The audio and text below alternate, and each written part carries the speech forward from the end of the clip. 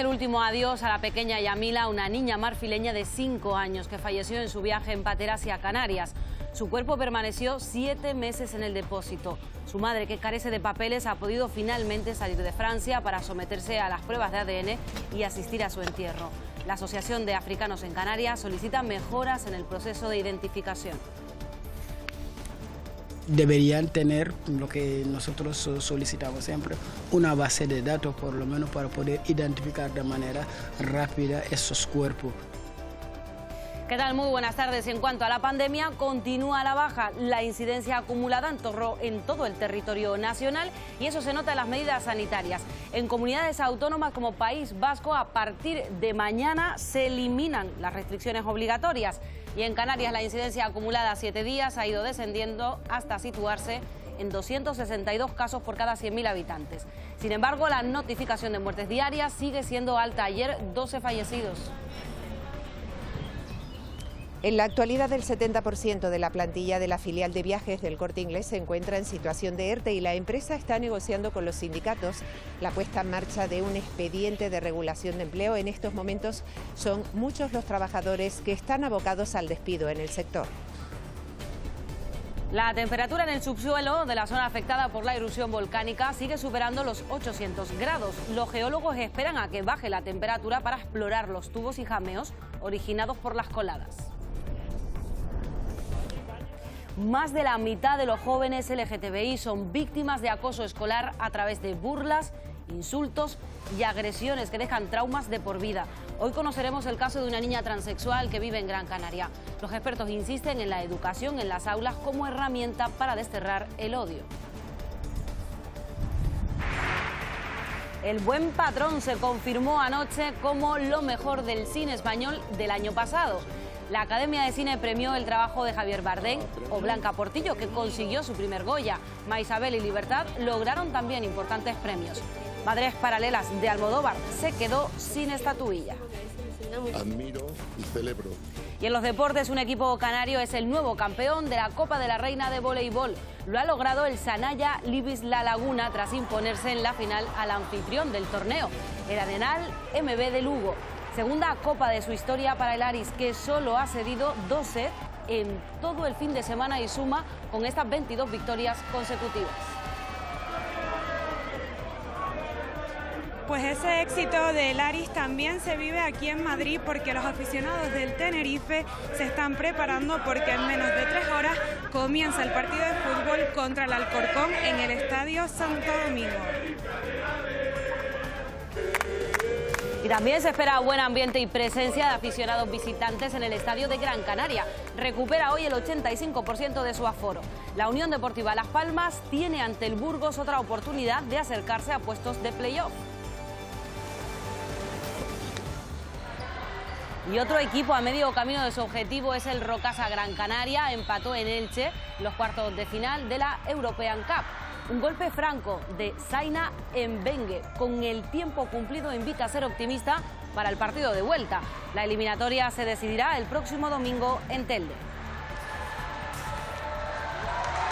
Y en cuanto al tiempo, mañana esperamos algunos cambios. Ayla Falcón. Hoy disfrutamos, como ven, en Las Palmas de Gran Canaria de un día de sol, casi de verano, pero según la previsión tienen las horas contadas, porque este lunes comenzaremos la semana con nubes del alisio en el norte y nordeste de las islas de mayor relieve y estas nubes podrían dejar algo de lluvia débil en medianías del nordeste de Tenerife y Gran Canaria. Luego lo vemos todo con más detalle en el espacio del tiempo.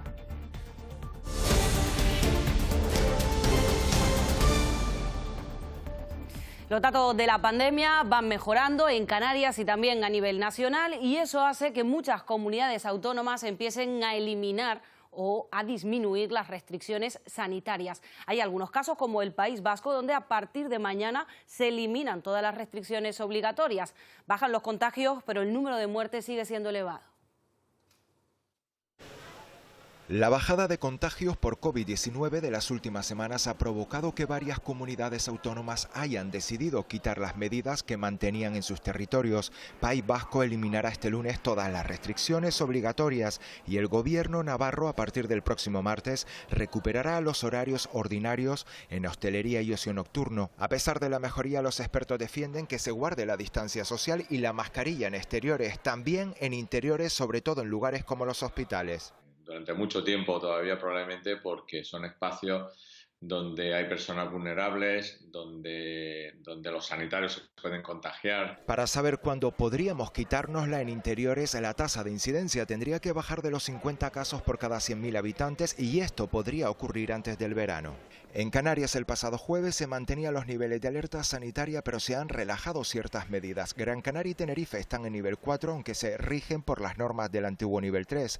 Lo mismo le ocurre al resto del archipiélago, que se encuentra en nivel 3 y se rige por las del antiguo nivel 2. La incidencia acumulada a 7 días en las islas se sitúa en 262 casos por cada 100.000 habitantes. Y en esa desescalada el Gobierno de Canarias ha rebajado algunas restricciones y suspendido otras, entre ellas la que impide velar los cuerpos de las personas que fallecían con COVID-19 en las islas. Osiris Armas. Fue una de las primeras limitaciones aprobadas durante la pandemia y así se ha mantenido hasta esta misma semana. Los velatorios de aquellas personas que fallecían con COVID-19 en Canarias estaban prohibidos.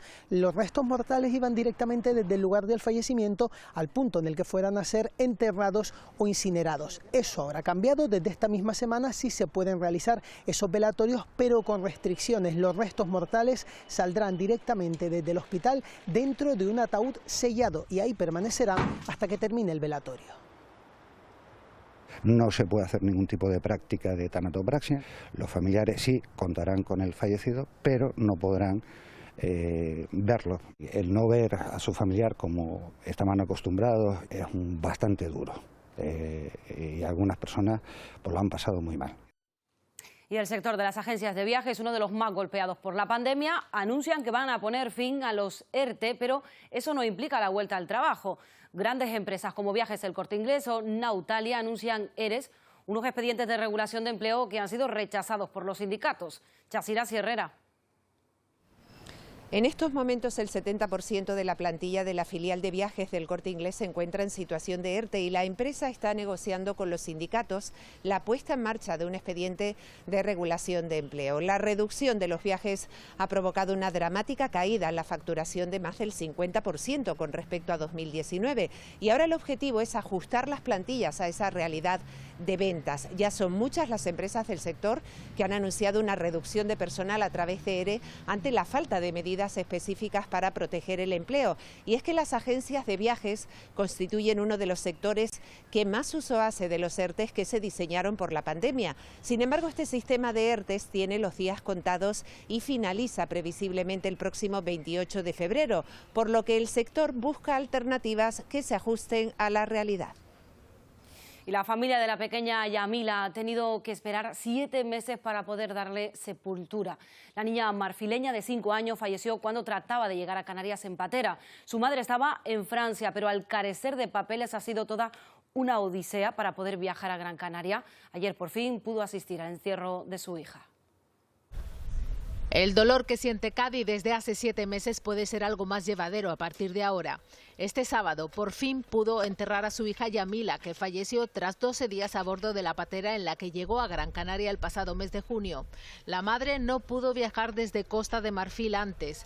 Sin papeles y con 2 niños pequeños temía salir del país y no poder regresar. El primer problema es la identificación. En el caso concreto de Yamila, los padres no estaban aquí en España.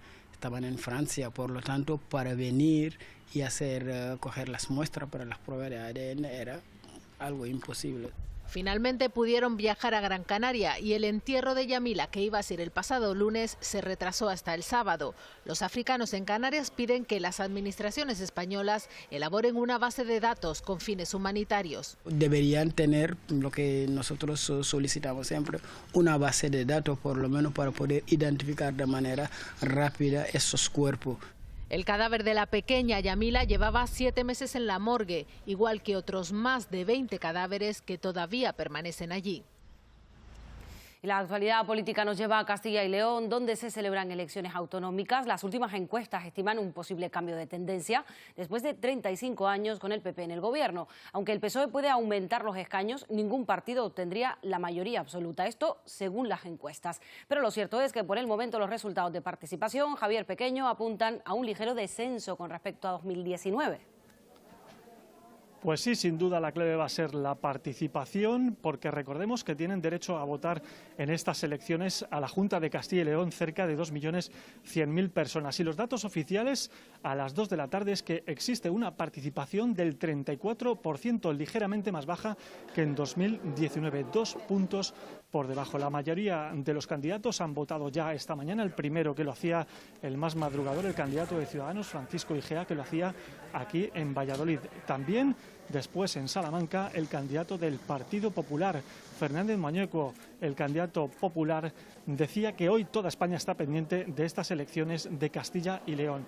Luis Tudanca, el candidato del PSOE, lo hacía desde Burgos y desde allí pedía que todo el mundo, que todas las personas que tienen derecho a voto acudan a votar. La OTAN se encuentra en alerta ante el riesgo de que Rusia ataque a Ucrania en cuestión de días. La Alianza Militar Occidental da credibilidad a la información obtenida por los servicios estadounidenses de espionaje. Apuntan además a una invasión rusa en torno al 16 de febrero. Los aliados occidentales temen además que el conflicto derive en una guerra de Moscú contra Europa.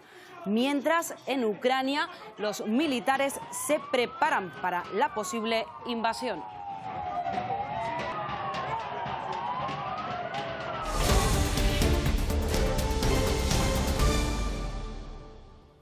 Esta mañana una mujer ha perdido la vida en un accidente de tráfico en Fuerteventura tras una colisión frontal entre dos coches sobre las 7 de la mañana. El conductor del otro vehículo que volcó tuvo que ser trasladado al hospital con un traumatismo de carácter leve.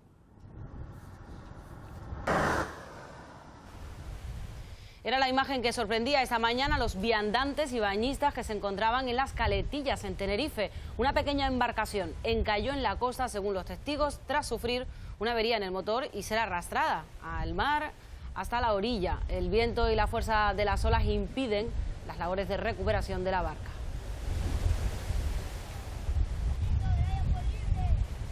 El menor de 15 años, acusado por asesinar a sus padres y a su hermano, ha declarado este domingo ante la Fiscalía de Menores de Alicante. Se espera que la Fiscalía determine su ingreso en un centro de menores después de 2 días en comisaría. Fuentes cercanas a la investigación destacan la frialdad del joven y que no haya mostrado remordimientos. El caso está bajo secreto de sumario.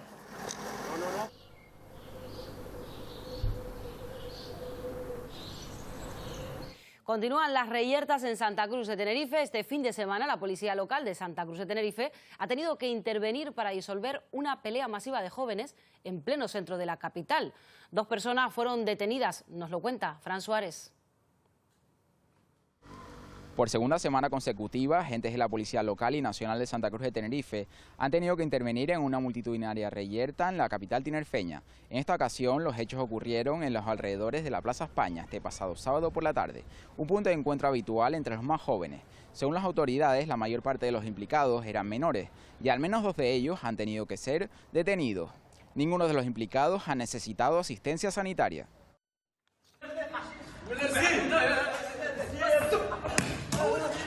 Esta pelea con piedras ocurrió la pasada madrugada en la calle Miguel Rosas, en Las Palmas de Gran Canaria. Los vecinos que grabaron estas imágenes aseguran que disturbios como estos son cada vez más habituales. Además, denuncian que también anoche varias personas entraron a un portal contiguo e intentaron agredir a un vecino. Piden al ayuntamiento que acelere el desalojo y el tapiado de la antigua comisaría ocupada, que aseguran es el foco de estos problemas.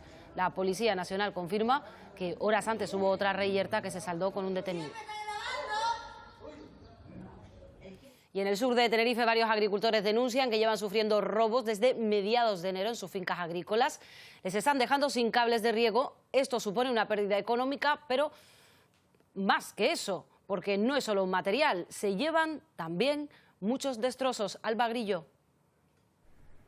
Estos agricultores y empresas agrícolas llevan un mes sufriendo una oleada de robos que aseguran que no habían vivido antes. Algunos de ellos les han robado hasta 7 veces estos cables de riego que luego los presuntos ladrones usan para venderlos en negocios de chatarra de la zona. A estos destrozos causados por dejar los cultivos sin riego hay que sumarles las obras de reparación, el gasto de mano de obra y la compra de nuevo material. Muchos de los agricultores compran de nuevo el cable y lo entierran con hormigón para que no vuelvan a robarles, lo que supone que se gasten entre 50 y 60.000 euros dependiendo de la explotación. Aseguran que han presentado varias denuncias pero que la situación sigue igual. Es por eso que desde Saga Canarias solicitan una reunión con la Consejería de Agricultura. El suelo bajo el volcán de La Palma será un gran desconocido hasta que las temperaturas permitan acceder a su interior. La probable presencia de numerosos tubos volcánicos o caños de fuego no se podrá estudiar hasta que las temperaturas bajo tierra alcancen al menos los 25 grados. Tras pasar la lava sobre la lava durante la erupción y acumularse coladas superpuestas, el nuevo subsuelo puede acoger numerosas sorpresas. Una de ellas es la probable presencia de caños de fuego interconectados a diferentes cotas. Las capas superiores pueden haberlos obstruido por completo o pueden haberse quedado conectados los tubos de las capas intermedias con las capas inferiores. Pero existe el antecedente en la Cueva del Viento, en la llamada Galería de los Ingleses, en la que ocurrió esto. Se formó un tubo volcánico en el piso inferior de las coladas y después otro piso de coladas que venía formando tubo volcánico conectó interiormente ambos tubos volcánicos. Estudiar estos fenómenos requerirá tiempo y paciencia. Ahora mismo los tubos que se han formado en las nuevas coladas deben estar interiormente a unos 800 grados o a lo mejor más en algunos lugares. Nosotros tendremos que esperar a que se enfríen estas cuevas para poder entrar a explorarlas hasta unos 25 grados, 30 grados máximo. Construcciones subterráneas conocidas desde hace siglos y con usos variados.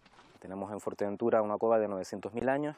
Existe un caso particular en Gran Canaria de 14 millones de años, conocimiento popular quien los va descubriendo. Por ejemplo, la cueva de los Verdes en Lanzarote se conoce desde hace muchísimo tiempo. En el siglo XVI y XVII, los habitantes de Lanzarote se refugiaban allí contra ataques de piratas berberiscos. Meses y posiblemente años tendrán que pasar para que el actual ardiente suelo se enfríe lo suficiente para enseñar sus secretos.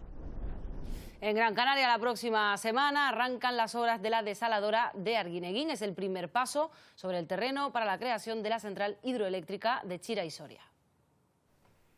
Es el embalse de Chira a 910 metros de altitud, el de Soria a 610. Ambos recibirán agua desalada de Arguineguín. El proyecto Chira-Soria utilizará el desnivel para generar energía. Es la base de un proyecto que ha dado mucho que hablar desde 2011. Según el Cabildo de Gran Canaria, es clave para la transición energética, aportando unos 750.000 metros cúbicos de agua anuales para riego. No existe en el mundo una concesión administrativa de estas características, con un comité técnico de control de ejecución de las obras y un seguimiento de estas permanente. En el otro lado del debate está la plataforma Salvar Arguineguín Chira Soria. Ven el proyecto como un atentado paisajístico en uno de los últimos espacios vírgenes de la isla y abogan por otra alternativa. Nosotros lo que estamos planteando es que todas las superficies públicas, de edificaciones públicas y zonas industriales deben estar dotadas ya con placas fotovoltaicas. Eso sería más que suficiente para que nosotros podamos tener un recurso energético que es de todos los canarios, de todas las Canarias. Con el debate aún latente y con el anuncio de la colocación de la primera piedra de la desaladora, los detractores del proyecto aseguran seguir trabajando para frenarlo. Y seguimos hablando de infraestructuras hidráulicas porque casi 1 millón de euros va a suponer la construcción de un nuevo módulo de desalación en la frontera. El Cabildo del Hierro ha adjudicado la obra con un plazo de ejecución de 240 días. La estación tendrá la capacidad de desalación de 1.700 metros cúbicos al día, todo para dar respuesta a la creciente demanda de agua en la zona. El Valle del Golfo pues consume unos metros cúbicos importantes de agua, pues por la población que se combina también con la producción de agua de pozo y con el Valle del Golfo porque está asentado pues una agricultura muy potente, una inversión importante que va a equilibrar los recursos hidráulicos no solo del Valle del Golfo sino de la isla del Hierro. En el puerto de San Sebastián de la Gomera será el punto de entrada para 5 molinos eléctricos que se van a instalar en la isla.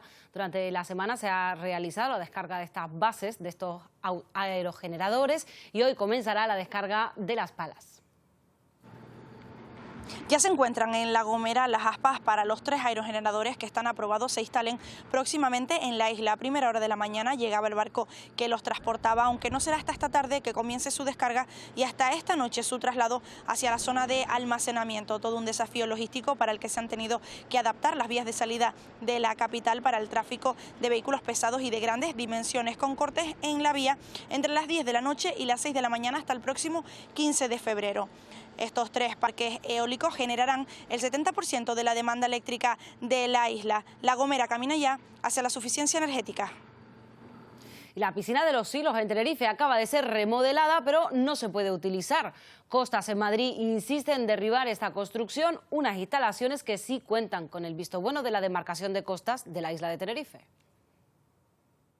Instalaciones que llevan ya más de 5 décadas de existencia y que es punto clave para la actividad deportiva, social y económica de los poco más de 4.700 habitantes del municipio, a los que hay que sumarles el turismo. Esta orden de derribo contradice a sus propios técnicos del Servicio Provincial en Tenerife, que han emitido un informe favorable para la renovación de la concesión por 30 años y la apertura inmediata. La demolición, como pide Madrid, costaría al consistorio silense más de 3 millones de euros y la posterior construcción de otra, varios millones más. Costas dice que hay espacio limítrofe municipal que no está dentro del dominio y que podemos construir una nueva piscina. Tenemos unas instalaciones que ven aquí en perfecto estado, donde hemos invertido o se ha invertido casi 300.000 euros de dinero público para tenerlas como las tenemos, y nos permiten, nos autorizan esas obras, pero nos dicen que no a la autorización administrativa. Los vecinos muestran su rechazo también. Y ya que está hecho lo vas a votar. Eso no cabe en la cabeza de nadie. Muy mal, porque esta piscina lleva más de 50 años aquí.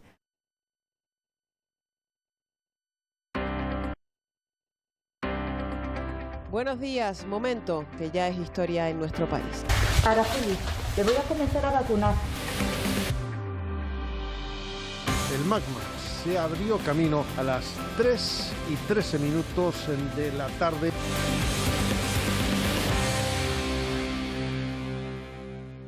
Eso, Día Mundial de la Radio. Felicidades a todas las personas que trabajan en ese medio y en especial a nuestras compañeras y compañeros de Canarias Radio. La UNESCO destaca su función como una plataforma para el discurso democrático y hay un colectivo para el que la radio es el principal vehículo para informarse y para estudiar. Son las personas ciegas. Estamos moviendo, pero fíjate, Mónica, qué maravilla. Hoy se celebra el Día Mundial de la Radio, querida por muchos, denostada también por otros. Hay un colectivo que le tiene un cariño especial. Esto es personal intransferible. Es una gran compañera para las personas ciegas. Cercana, accesible, de fácil manejo, una herramienta más que útil para su día a día. Miguel, por ejemplo, recuerda hasta haber hecho cursos de radio en la institución que preside. Podíamos venir, aprender también a conocer la radio por dentro, crear nuestros propios programas de radio. Las personas ciegas, así nos lo han contado de siempre, veían la vida a través del sonido. Quien escucha la radio también es una persona ciega, porque ve la vida con los sonidos que le deja la radio. Con este cupón, por ejemplo, la ONCE agasajó a la Radio Pública de Canarias por sus 10 primeros años de vida. Y este domingo, de nuevo, toca guiño a las ondas. Suerte para unos y otros por coexistir y convivir. Suerte también para el que lo compre, que de repente se entera de que es millonario por la radio, donde hoy es día de fiesta. Y un paso más en la lucha contra la violencia machista. A partir de ahora, los agentes de la Policía Local de Arrecife, en Lanzarote, se van a incorporar al sistema de seguimiento integral del Ministerio del Interior.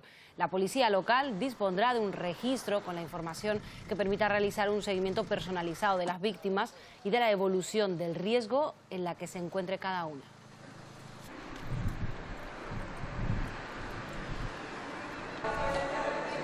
Más de la mitad de los jóvenes LGTBI son víctimas de acoso escolar por su orientación o identidad sexual. Así lo refleja un estudio realizado por la UNESCO, un informe que destaca la carencia de formación del profesorado al respecto y también la falta de contenidos orientados a erradicar la homofobia y la transfobia. Alejandra tiene 6 años, con 3 ya le decía a sus padres que se sentía una niña. Apoyada por ellos, inició el proceso para su cambio.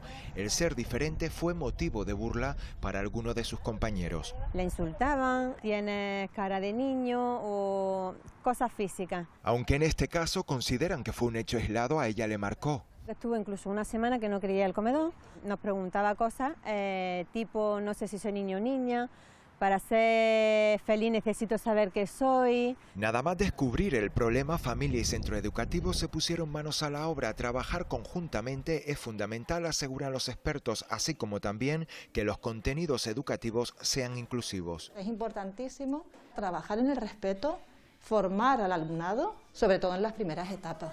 Se olvida mucho, ¿no?, la etapa infantil, que es el germen, ¿no?, de lo que va a ser después el futuro de los jóvenes. Hay muchos actos que pasan muy invisibilizados a los ojos del profesorado, pero están presentes en el centro.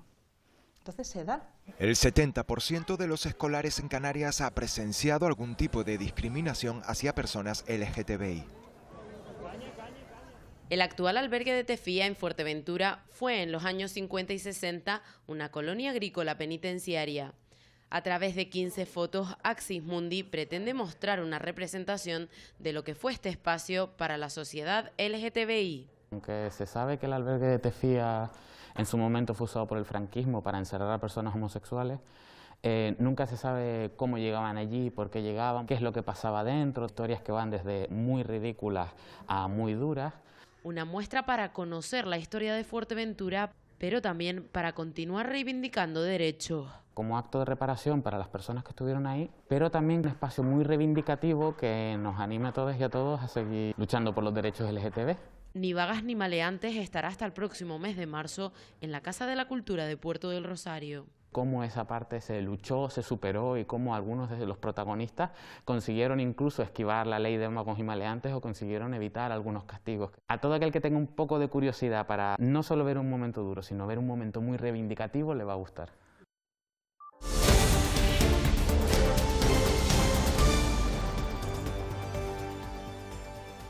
Vamos hasta la Laguna, en Tenerife. Allí la Casa Museo Cayetano Gómez Felipe atesora una de las mayores colecciones de antigüedades de nuestros antepasados. Elementos arquitectónicos, indumentarias y objetos personales que pertenecieron a familias canarias desde el siglo XVI. Fueron recuperadas por un coleccionista palmero. Situada en el corazón de Aguere, a pocos metros de la iglesia de la Concepción, la Casa Museo Cayetano Gómez es una casona lagunera del siglo XVIII. En su interior guarda objetos de la vida cotidiana del siglo XVI al XX que sirven de nexo con las costumbres de nuestros antepasados. Aquí hay cosas de todas partes. Hay sedas, hay vajillas de China, pintura, escultura, cerámica, vajillas, encajes, eso le chiflaba a mi padre. El traje de Sisi emperatriz, que se lo había mandado una amiga que se casó con un austriaco. Lo más interesante es que también hay un gran número de objetos de vida cotidiana que no se exponen en otros museos y que aquí podemos encontrarlos. La Casa Museo Cayetano Gómez es un ambicioso proyecto privado que ahora también forma parte del Patrimonio Mundial de la Ciudad de los Adelantados como una llave a viejas costumbres. Y que perpetúa a través de los tiempos, o sea, yo voy a dejar que las cosas se prestan pero que vuelvan a la casa, que no se desperdiguen. El buen patrón se convirtió anoche en la película ganadora de los premios Goya. Javier Bardem y Blanca Portillo se llevaron a casa el premio principal de interpretación. Madres Paralelas de Almodóvar se quedó sin premio y tampoco logró estatuilla la película con presencia canaria, Canción sin nombre. Para el buen patrón. Sin sorpresa en los premios gordos, El buen patrón se impuso finalmente en película, director, guión o actor principal, el sexto cabezón para Javier Bardem. Penélope, que es la mujer que amo, respeto, admiro. Pero sí que la resolución de algunas categorías no fueron las esperadas. Una de las más llamativas, el triunfo de Nora Navas frente a la favorita Aitana Sánchez Gijón. Que cuesta mucho conseguir papeles a según qué edad. O el de Urco Olazábal frente a los tres candidatos nominados por El buen patrón. Blanca Portillo por Maisabel. Una emocionada Blanca Portillo conseguía por fin el premio tras 4 nominaciones. Declaro mi amor incondicional por Maisabel Lasa, por poner luz en el mundo. Lo mejor de la noche, la voz y el discurso de José Sacristán. Bien en Manojo o bien en Ristra, me siguen comprando los ajos. La vuelta a los escenarios de Joaquín Sabina. Por decir lo que pienso. Y muy criticada la poca entidad que tuvo el primer Goya Internacional para Cate Blanchett, sin ni siquiera un repaso por sus mejores trabajos. Gracias. Y por supuesto lo peor, los discursos de algunos premiados que alargaron una gala sin presentador oficial. Pues hasta aquí nuestro tiempo, ya saben, enseguida llega la información deportiva y luego del tiempo. Nosotros regresamos a las 8:30. Pasen buena tarde, sean felices.